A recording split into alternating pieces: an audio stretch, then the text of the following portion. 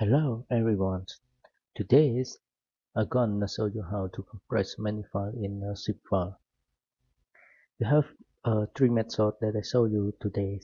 So let's go together for the first method. This one we open the file here. So we have many file here and we want to compress it in a zip file. So let's go to select all of the file that you want to compress and then right click and then choose compress to zip file here. So we have one combined file in a zip file here. This is the first method. And let's go to the other method. Other method is let's go to the file that you want to select here. This one. So if you want to select a random file to compress, so let's go to select this one and you press the keyboard, the control keyboard, and then you select it.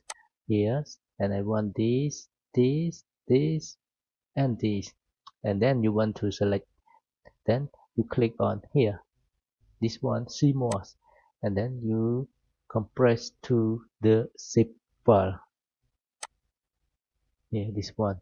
You can have one combine random file here, combine random file here. So you can click to open it. So this is the file that you select randomly.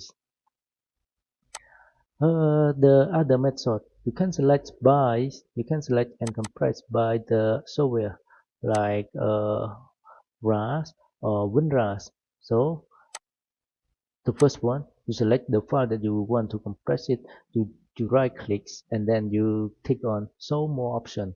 Click on here and then you choose add to Excel combine RAR. This one is this is also the zip file, but the extension is RAR extension, and this one is zip extension. So WinRAR is the software, and zip file is the is is the window is the Windows software built with the Windows 11. So if you want to see here, this is the file that you zip right now here, and this one also have the file that you zip.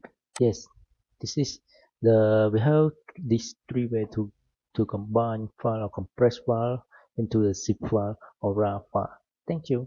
Let's see let's see you later. Thank you.